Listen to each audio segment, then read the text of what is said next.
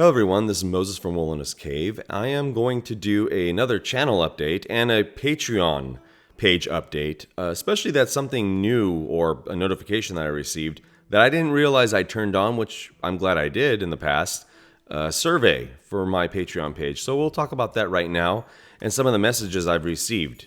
So here's a survey, pretty cool. I didn't know this was on. Here's a preview of it.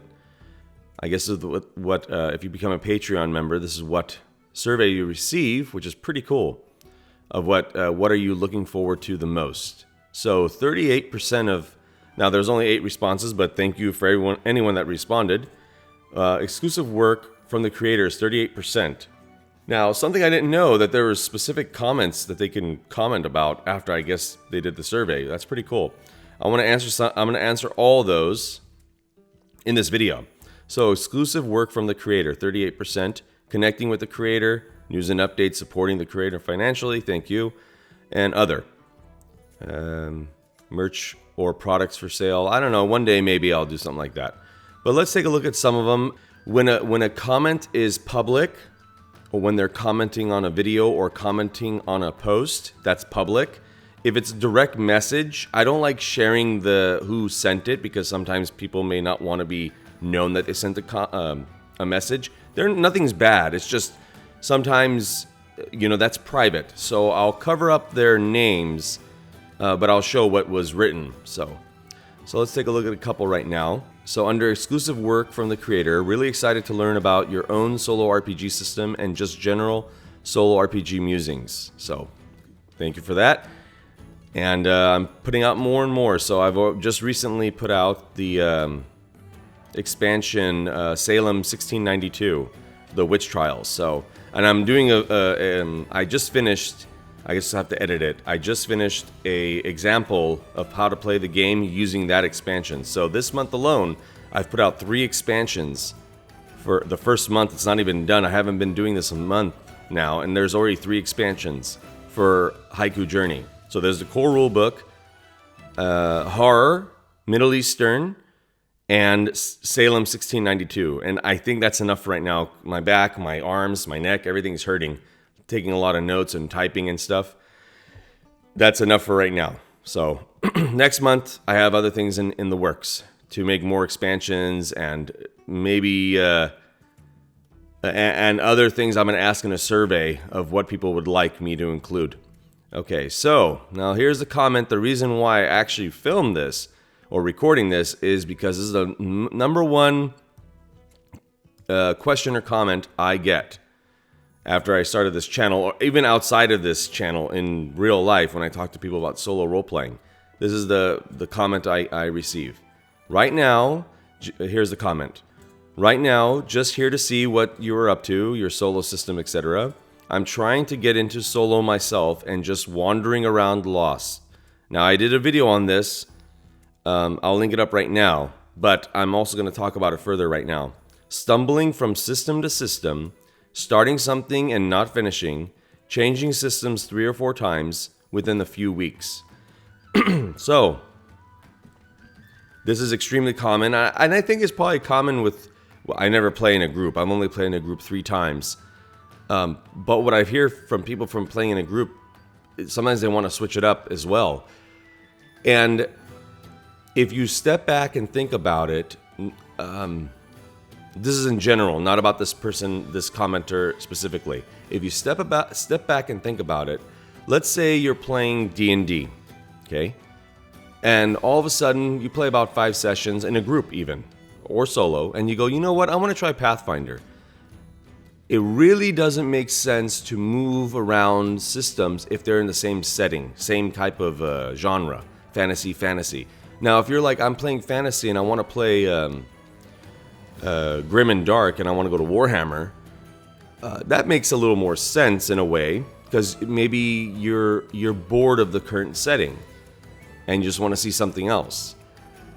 There's multiple things. Now, I remember I created a video to help along with this, but there's multiple things you can do, and one of them is the reason why I did the Season 2, Episode 1, or Season 2, excuse me, of Warhammer and Dungeon World, is that use multiple systems in the same campaign. Okay? That can help this a lot. So instead of, let's see the comment again, stumbling from system to system, starting something and not finishing, and changing systems 3 to 4 times within a few weeks. It's okay if you change the system 3 or 4 times in a few weeks. That's okay. As long as you continue the current narrative / story that you're on right now. So if you have Gorm the Barbarian starting with Dungeon World, and you're like, I want to try something. You're getting bored. I'll never be bored of Dungeon World, but you're getting bored of Dungeon World. It's like, maybe I could just switch over to Warhammer, or maybe I can switch over to White Box, or something else. It's okay, as long as that just amended to the story, to the narrative, to the adventure. So, like, let's say Gorm is headed to a castle to save his friends, party members, Damara, Avon, and Sinethel. Okay, and you're like, I don't want to use Dungeon World to go to this castle. Okay, switch it to Pathfinder, going to that same castle. So now you're switching systems over and over, but the story still progressed. The same story. Okay, see, so now it didn't matter if you switched around. That was one of the points I made, or I didn't officially state it, but why I have received Reddits like linked to me saying, interesting idea I did. They're telling somebody about my video and linking me to that comment or that post, that I'm using multiple systems in one episode, Dungeon World and Warhammer Fantasy, showing that yes, it's okay to switch your systems, but continue the story, the same story. Just because you switch a system doesn't mean you have to start. Gorm is 12 years old, and he's trying to find out who he is in life, and he can't find his father, etc. Okay, that's enough with that one. Oh, using Pathfinder. Okay, that's enough with that one. Let's go to Gorm is now a pit fighter in Warhammer, outside of Ubersreich or outside of Altdorf. Like completely went somewhere else. Continue the story with another system. That's all you have to do. Okay, here's another one. Now, the other comments that I saw had their names inside of the message, so I'm not going to share those. I solo quite a bit because I'm busy. I like what you are doing. You are creative and thoughtful. Thank you. So that is probably one of the major reasons why people do solo, is because they are busy. So here's the main page. I'll show some updates on some posts I've done recently.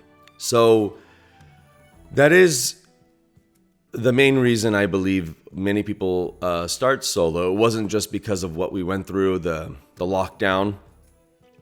It's because, especially when we have children, or if you're a lot busier, even without children, you can't, spend 3-4 hours with your friends. You can't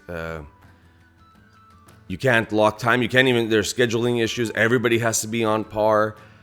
It's a lot more difficult. And solo, as I'm showing on my channel, over 240 episodes now, over 2 years, I'm showing that it can be a lot of fun. In my opinion, okay, everybody, that's why I don't play in a group. In my opinion, even funner.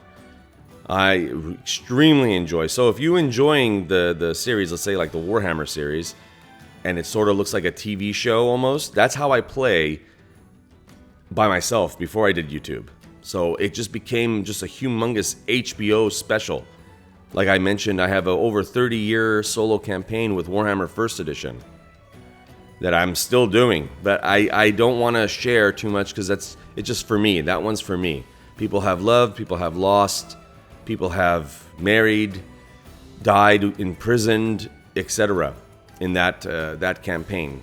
People were born and then now they're married and having children. That's how long I've played that system, that solo campaign. And I wouldn't have the same thing in a group, in my opinion. I wouldn't have the same thing in the group because I am in control, as well as the dice that I roll. Hey, is that rhyme? I am in control as well as the dice that I roll. No, not really. Darn it. That would have been a good t-shirt.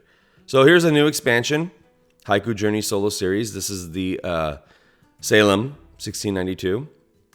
Here's some inspirational images that I'm going to use to think of what type of drawing I should make for the expansion. So here's the link here. It's for paid Patreon members right here. The expansion 1.0a. I may make a sample. So here are the topics in the expansion. Now switching over to my YouTube channel, as you can see some of my subscriptions, I use a lot of these channels. I really like them a lot to have some background music while I'm solo journaling. But I want to talk about the continuing the Warhammer Fantasy Roleplay community campaign. This is on number 5 now, so this is the 5th episode in a way. So it's going well. A lot of people are voting on this one. I'm always surprised on the votes, which way they go. So this is my own solo campaign with my own journal that I write in, and I roll dice, etc. I don't show the dice rolling. I'm just writing. I just write what happened, and I give 4 options to the community to vote on to see how the narrative, will progress. So here's number 5. I don't want to show the pollings. I don't want to sway any votes, but yeah. So a lot of people may not know about this. So, and I've had a lot of people that have commented on my videos saying I don't even do that. I didn't even know I did community posts, or I normally just I watch your channel on my TV, so I don't get the community page. I post a lot, and I know, and it's not to compare, but what I'm thinking is a lot of creators probably don't take advantage of the community post. I do. I was probably, when they announced community posts and when they announced YouTube Shorts, I was one of the first ones to do it. How I know this? I used to get notifications from YouTube saying, I'm one of the beta testers for community posts. I'm one of the beta testers. I was one of the first, I don't know how many they chose, to do YouTube Shorts. Not on this channel, it was another channel. But I'm huge on that. I post about 3 to 5 times a day. I share things I see. So, and I know that many probably may not use community posts or check in on it because, in all honesty, I subscribe to channels too. And even some paid membership channels and paid Patreon channels, you'll get one post every 3 months, like community posts. No ego, just stating what it is. I post more probably, let's say, compared to other channels of the same genre. I post more than all of them combined. I love it, and I try to use it the most I can. If they would see my analytics, they would see why I post so much. It is shared immensely. When I first started doing community posts, when it first came out, nobody was really doing it because they're like, well, this is not Instagram, this is YouTube. But I'm like, I don't care. I'm posting like crazy. In one day, one of my posts one time, in one day, it reached 100,000 or 103,000 impressions. That means 103,000 people saw the post. I saw that and I went going all in. So now it's like 30,000 a day I get. 30,000 people will see this. So for all the people that I'm sharing, so like the Amazing Axor, Shameful Roleplay, all these, because I shared, and if you share as well, so many people will see. So I'm taking full advantage of this. So here is the post on the new expansion. Over 1,000 categorized plot hooks.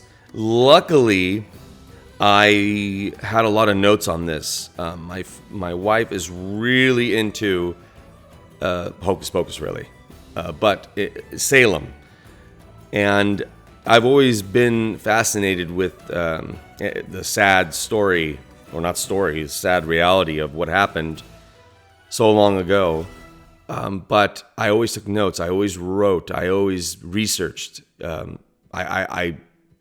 It's really interesting to me.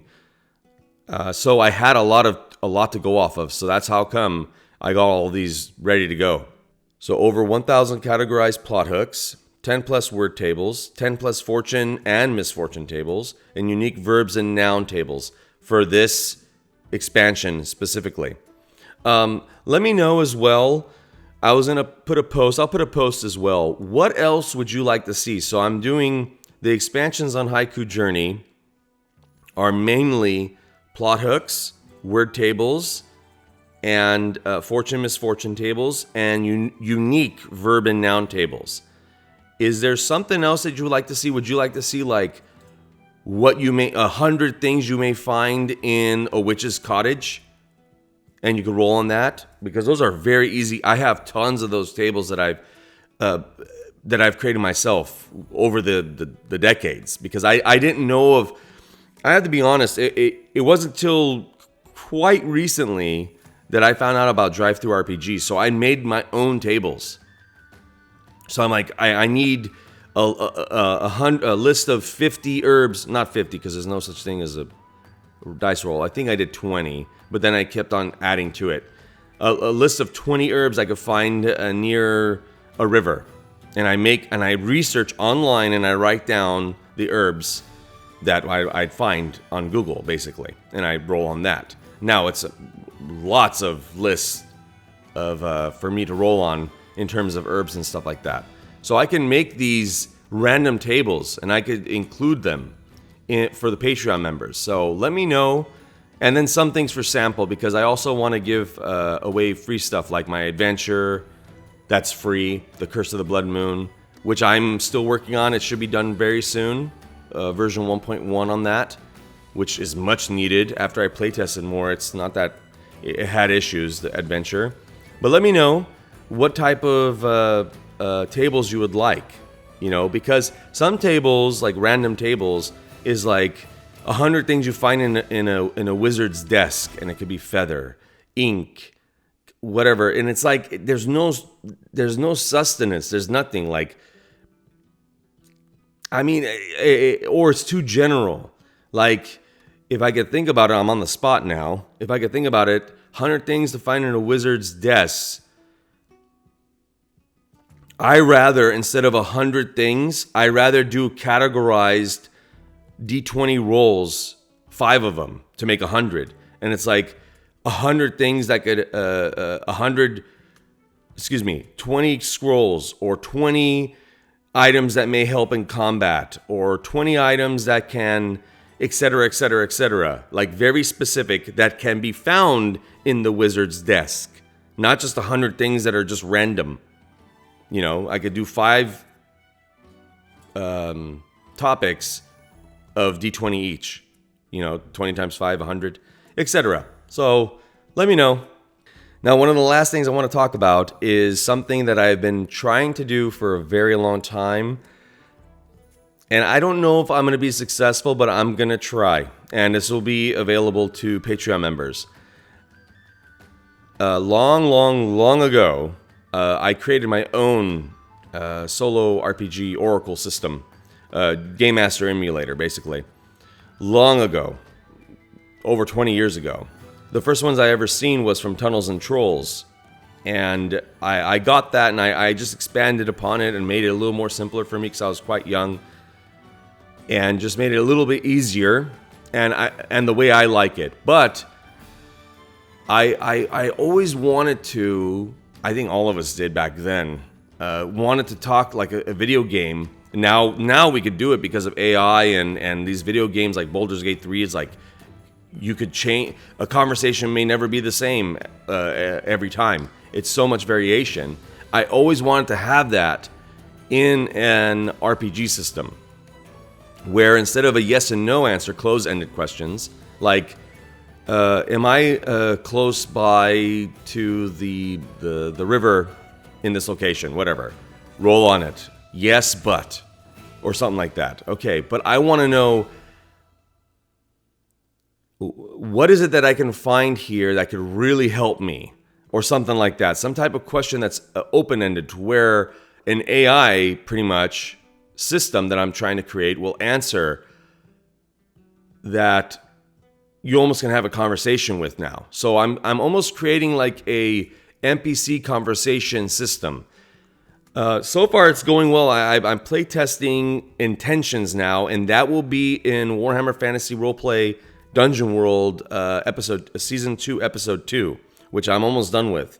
where I'm playtesting the intentions. So we know if you're playing solo role-playing, I mean, you can roll on intuition, you could roll on perception, etc. But still, it's your intuition. It's like, is this NPC lying to me? Let's roll intuition. Oh, successful. Let's roll. Now we'll roll on the oracle. Okay, it says no. Okay, so the NPC's not. Well, how do you know? It's your intuition. Your gut feeling. You're gonna go off your gut feeling all the time. How scientific is that? How proven is that? But I want to know, as the player, not my character, my PCs.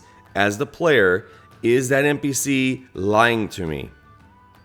What is the NPC's intentions exactly? Now I know. Oh, it is.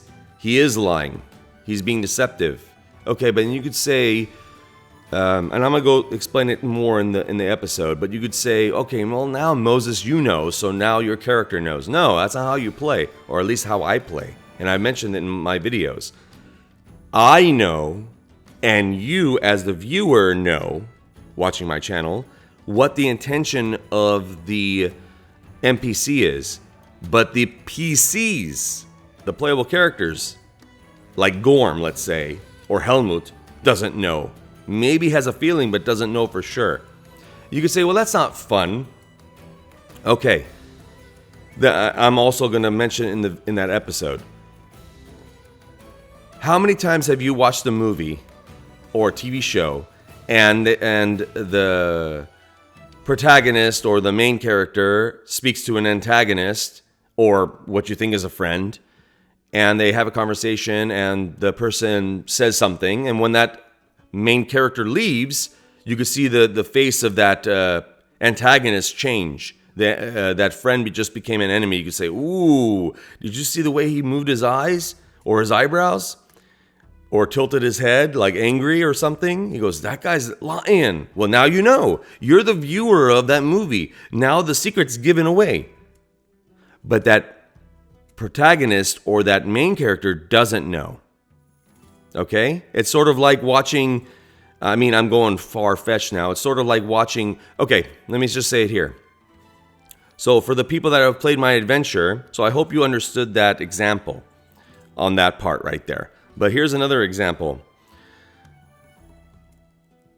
You know, okay, I have an adventure, the Curse of the Blood Moon. It's an idea that I have that I'm going to continue with other adventures. It's basically 2 pages separated in chapters. And when you're done with it, you have 1 page of haikus or sentence or the optional new sentence structure rules that I've created that are included in that adventure, those rules, which the adventure is for free. Everything will be in the description below.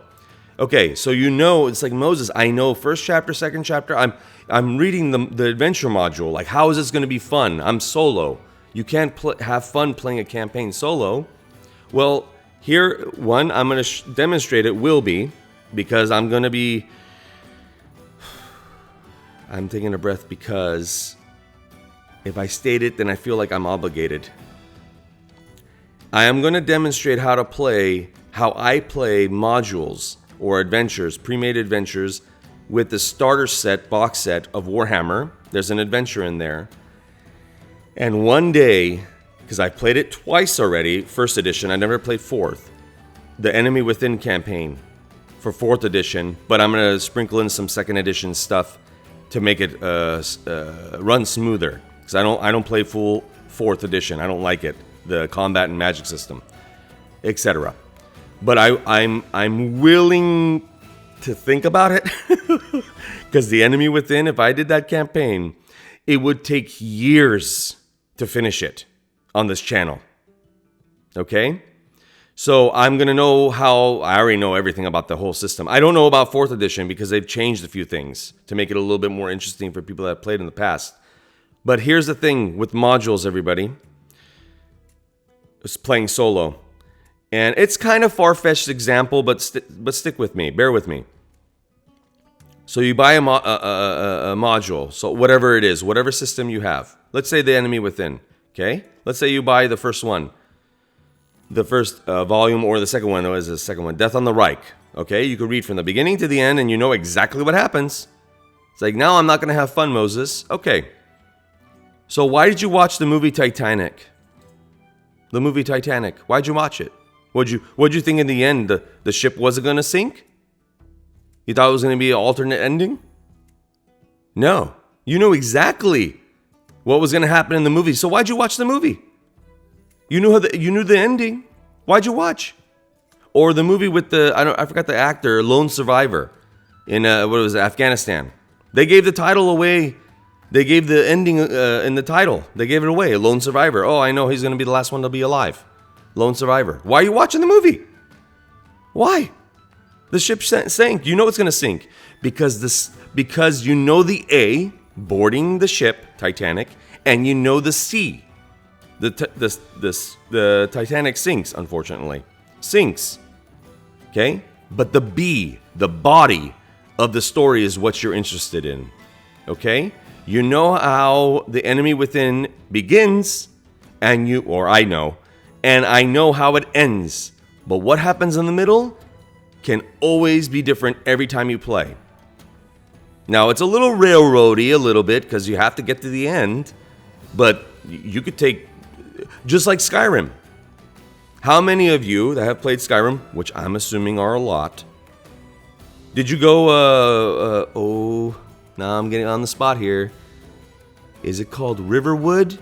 The first little town, the first little village when you leave the prison. Did you follow that your co-prisoner to the Riverwood? I hope it's called Riverwood. Whatever. Or did you go Whiterun right away? Or you go, you know what? Man, look at all those that huge herb patch across the river. The heck with the quest. I'm going my own way. Okay? The B, the A is hey, you're finally awake. That's the A. And the C is, well, whatever ending you want to have. But basically, you beat the game, but then it's like you just continue on. There's no credits, really. But the B, the body, how did you go about it? What was your adventure? Okay, everybody? So that's why modules are amazing. Yeah, you'll know. Okay, and the biggest hurdle is the surprises. Okay, everybody? The biggest hurdles is surprises. The biggest hurdles is what is the NPC's intentions. I'm calling the system, by the way, the Mystic Codex for now, of open-ended questions and finding the intentions of NPCs. So far, it's going well. I don't know how it's going to be perceived or received, but we'll find out. You know, as long as it works for me, really. That's all that matters. And I'm willing to share it with the Patreon members, of course. But I'm kind of going on and on here, but I really wanted to start doing this type of stuff once a week. There's not much editing to be done, and you could just basically listen and have a conversation, basically. Put me on the radio or whatever you're going to do on their headphones. And you could pick my brain a little bit, all these years of solo role-playing and writing and drawing and how my mind thinks. The biggest issue that I will admit that I've perfected a few things on my own, but the main issue is surprise. Surprise is the main issue when playing solo role-playing with a module, with an adventure. Okay, there's nothing else you could have fun. Okay, now, a group of goblins are coming. How many? Oh, geez, that's what the book says. Okay, well, I mean, not much of a surprise, you know. There it is. There's a combat, but it's like if you went this route, you wouldn't have seen that combat. I mean, you would have bypassed those goblins. But it's like, oh shoot, I read that. So now it's like, why would I go this way to fight these goblins? I could just go this way and just bypass them. And that's where I have a few things I've done, and I'll talk about them in the future of how I go about that. You have to, one of the things I can tell you is you have to play this, and I've mentioned it many times, you have to play this like you're watching a movie. Okay? You have to play this. So if there is a fork in the road, one way is goblin attack, like an ambush, and one way is none of that. Just keep walking. Keep marching along. One simple thing is, you can roll a dice. And that dice, like a d6, 1 to 3 is yes, or excuse me, left, and 4, 5, 6 is right. Left is the goblins. You could treat that, how I think of the dice when I do this, is the dice is the conscience or the brain or the memory or the decision making of that PC's knowledge, of that brain. I'm rolling their brain. I'm rolling their thought. So I'm not playing the PC. I'm watching. Let's see what this I don't say let's see what I'm going to do. What would I do right now? No. Let's see what that PC is going to do. I'm going to roll that dice. I'm going to roll that die and see what he does. Let's see what he does. He went left. What an idiot. Or something like that. Or no, not an idiot. He doesn't know.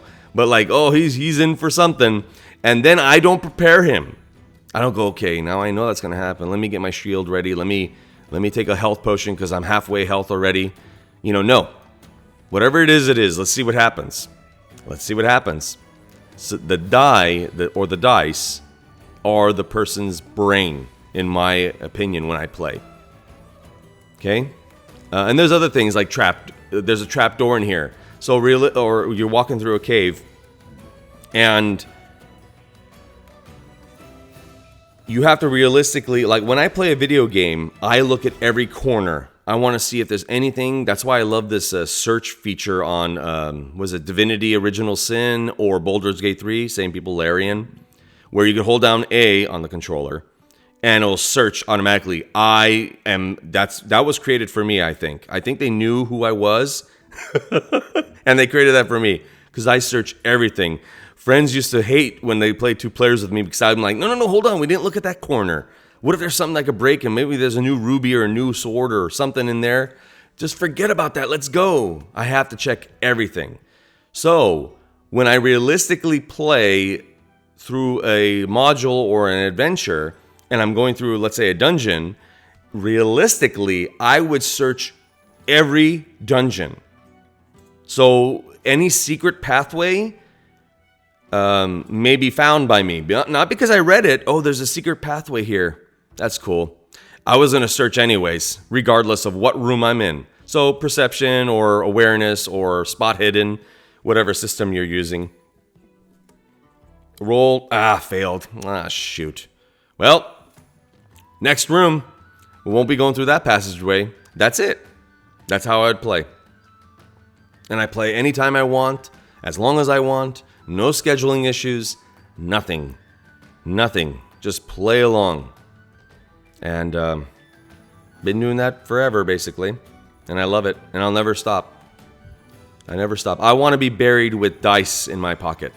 Or instead of people throwing flowers on my on my casket, I want them to throw D20s. And I hope they all roll on 20s.